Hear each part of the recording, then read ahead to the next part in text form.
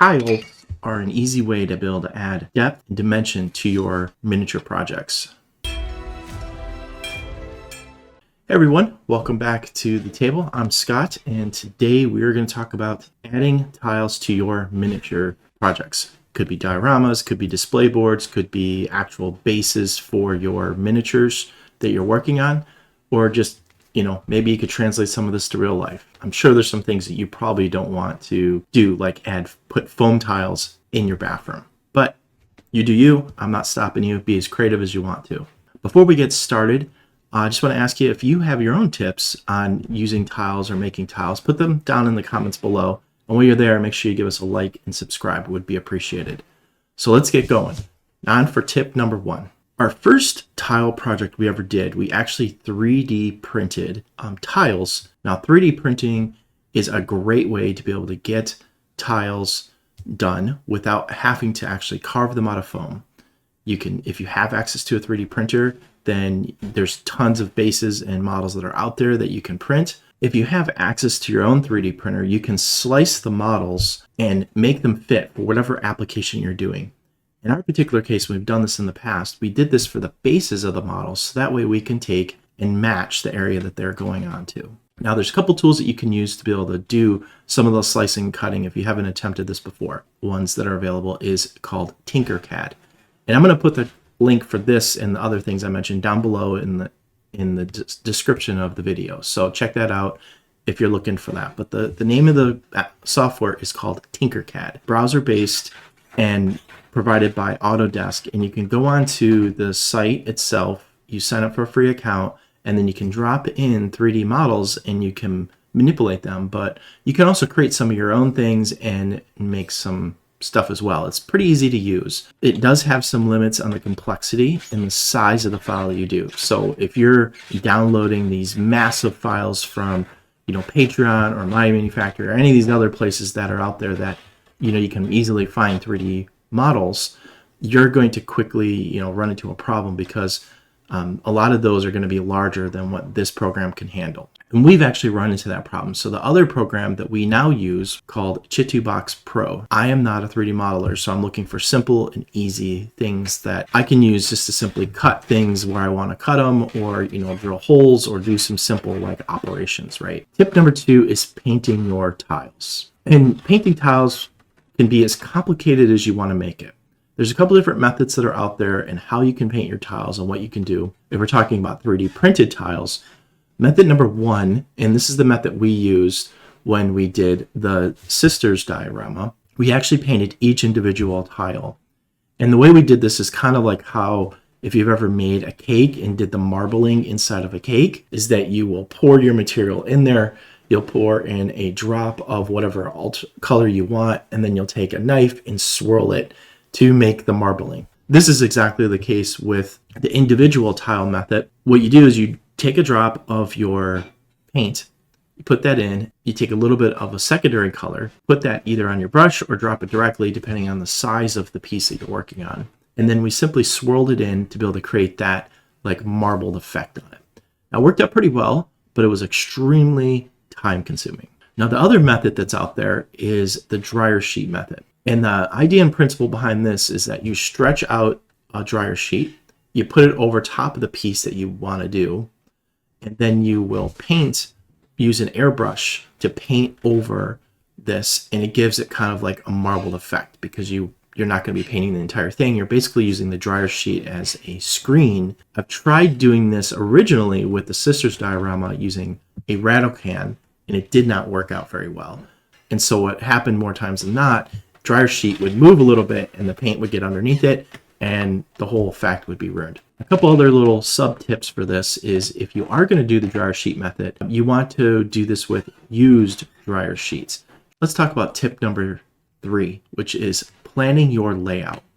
You want to have a battle plan when you're going in to put down the tiles. Now, you could put them in randomly. Nobody's going to stop you. You can definitely be as creative or wild as you want to. What I mean is that you're going to want to understand the area that you need to do, how much material you're going to need, and a few other things that are going on. If you already have your tiles done, so I have some tiles in front of me here, you might take these tiles and place them on the diorama itself and make sure that you have, you understand the space that you're going to do it. Or you could just simply sketch on the board, which we've done in the past, on the general area that we want to do it. So at least know where things are going to end and where they're going to stop. It's always good to take a hot minute and plan and figure out exactly what you want your layout to be. So tip number 4, making tiles out of foam. This is my favorite method. I enjoy making tiles from foam. I find it relaxing, I find it easy to do, and it always looks really cool when it's done. We've done a few different projects using foam tile. We did a smaller one with our tile diorama where we did an alleyway, which is meant to use these bigger tiles that look kind of worn and give you the simulation of, well, a Japanese alley. And we've also done a bigger one where we've done an entire gaming table. We had half of it done in tiles. Now, the idea and concept behind this is that you use some type of device like a wire foam cutting table, or you can use a hobby knife, whichever you want to do. You take the foam and you put it through the cutter, and you're going to make strips, and then you're going to take those strips and cut them into tiles. And then you can use those tiles and place them down into a spot, similar to what you would do in real life if you're doing tile work. Now, foam is a fantastic material to use for this. However, there's a couple things that you want to consider with this. One, when you're cutting your foam tiles, you want to think about the soft side of the foam versus the hard side of the foam. Now, typically the top part, the part with the writing, is usually the part that is hard. The softer side of the foam is going to be the sides of it. So when you're making your tiles, you want to make sure that the soft side is going to be available. Now, this is going to be important if you want to do any type of weathering or texturing, but the easiest way to tell what is the soft side and the hard side is take your fingernail or your finger and press into it, and you'll quickly be able to tell which side is the softer side and which side is the harder side. The second method that you can use for this is by doing grid lines on an existing tile or a piece. And so this works best with a hot wire cutter, and you can basically press that wire cutter into the desired shapes, usually a grid or something like that. Now, way number 3 that you can do the foam method is that you can take and actually use like a pen or some type of other object that has a blunt end to it, is that you're basically going to draw your tiles or your shapes onto the tile itself. Now, this works really well. You have to be careful with your pressure so you don't poke all the way through the tile, but you can put these grooves or simulate into them, and it's kind of an alternative to the hot wire method where you're putting grids or whatever. You're going to be able to do a little bit more uniform and make some uniqueness. That brings us to tip number 5, which is protect the surface. If you're making tiles out of foam, make sure you protect the foam. If you're planning on spray painting it, there's chemicals within the spray paint that will dissolve the foam if you spray it directly on it. Well, protecting is really simple. Our method that we use is we'll take PVA glue, we'll water it down just a little bit, basically 2 parts glue, 1 part water, and then we will take a brush and apply it over it and make sure that we cover the entire surface that we're planning on painting.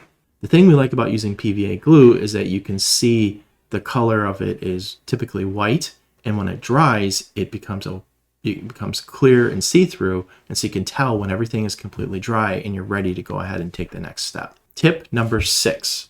I just told you to protect your tiles. This tip is telling you to break your tiles, and this could be the fun part of it. Now, what do I mean by breaking your tiles? I literally mean breaking them. You can break them, you can snap them, you can give them some life by manipulating them and making them look just not stale, perfect things that are there. You can do this through a couple different ways.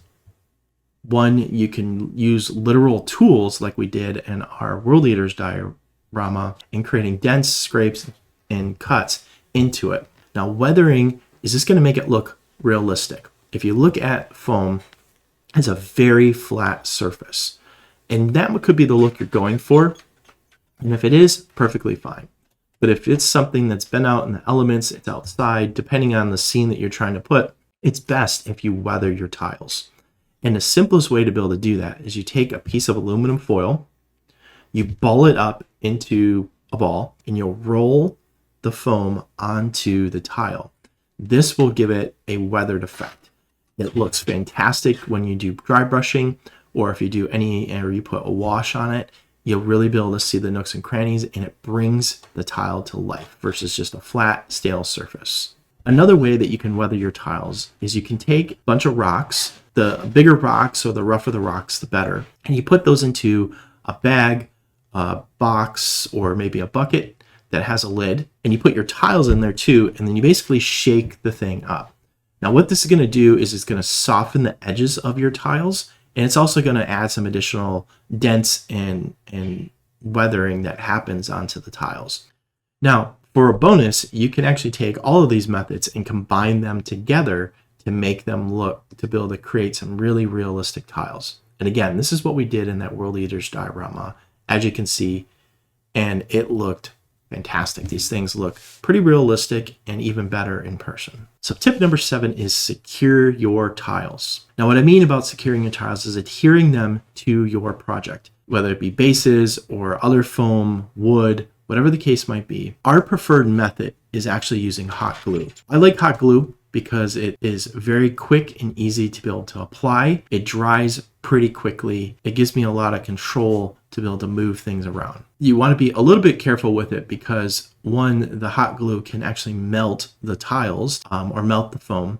If you're using 3D printed models, you want to be careful because the hot glue can actually warp the model and it might change the shape of things. So you want to be careful with your application of it. Now, the other things that you can use to be able to adhere them is super glue works really well. And I highly recommend this using an accelerant. Or you could use PVA glue, which takes a little bit longer to dry, but would also work as well. You can also use rubber cement. Now, no matter what you're doing, if you're putting foam on top of foam in large pieces, sometimes when you're doing the glue, it can slide. It'll create kind of a lubricant in between the two pieces, and then it'll shift. You might want to use toothpicks to be able to put them in between the two pieces and press them down to prevent it from moving and shifting while it's drying. So that's going to bring us to tip number 8, and that is paint your tiles. This is a different perspective on painting it. You're going to start off by priming your tile surface. And remember to utilize tip number 5, which is protect your surface. Remember, if you're spray painting when you're priming, you don't want it to dissolve. Once you've primed the entire surface, base coat the surface, whatever color it is you're using. Next, pick out your coloring, what you want your undertones to be within the tile. Take a look at existing tiles out there. Typically, they are not all one note or one color. There's slight color variations. And so that's what we want to focus on. You're going to take some paint and you're going to put dashes of paint onto the tile itself. You don't have to do big areas, just do little tiny spots on there and vary them throughout your piece. Once that is dry, you're going to put a wash on it. You can buy pre-made ones, like Nun Oil is one of the more famous ones from Citadel, but there's a lot of other paint lines that have these as well. If you're doing a big surface, I would recommend getting into making your own washes. We talk about those in a couple different videos. Now, once it's dry, you don't want to stop there. You really want to take it to the next step. And that'll be the final step, which is dry brushing. Now, for dry brushing, I usually like to do 2 or 3 coats. I'll start with something that is going to be a little bit darker and maybe like a gray in the case of the project that we have here. And then I'll lighten it up to a lighter gray and then a pure white color that's going to highlight just the simple edges of the piece itself. Now, you could vary this in any way you want. We're going to move on to tip number 9. And tip number 9 is rollers. Basically a rolling pin type of thing. If you ever remember making cookies with your mom or your parents or whoever, and you take dough out and then you roll the dough with a rolling pin and then use a cookie cutter to cut out the cookies or whatever it is that you might be making.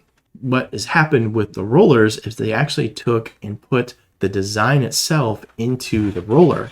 And so you can use things such as modeling clay or green stuff or milliput. These rollers, you can also use them on foam. Foam is a little bit tricky. Depending on how the roller is designed, you might not be able to use the roller and put the impression onto the tile, or it's not going to look very good. We actually took plaster and put it onto the wall, and then we took the roller over top of the surface of the plaster, and then that allowed it to give it the texture surface that we want. There's a couple places you can get rollers. There's about a bazillion of them that you can get off of Etsy. If you have a 3D printer, you can also print them as well. Thank you for hanging out with us today as we went through and talked about all of our tile tips. We've been doing it for a while. I'm sure there's going to be more projects that we do that have tile in them, and it really does become a relaxing process when you're going through and adding tiles. In particular, that World Eaters diorama where we were literally putting tile down for about 3 to 4 hours, and you just put some music on or an audiobook and you just go to town. If you have questions, if you have tips or anything else that you want to share, put them down below into the comments. And until next time when we see you at the table.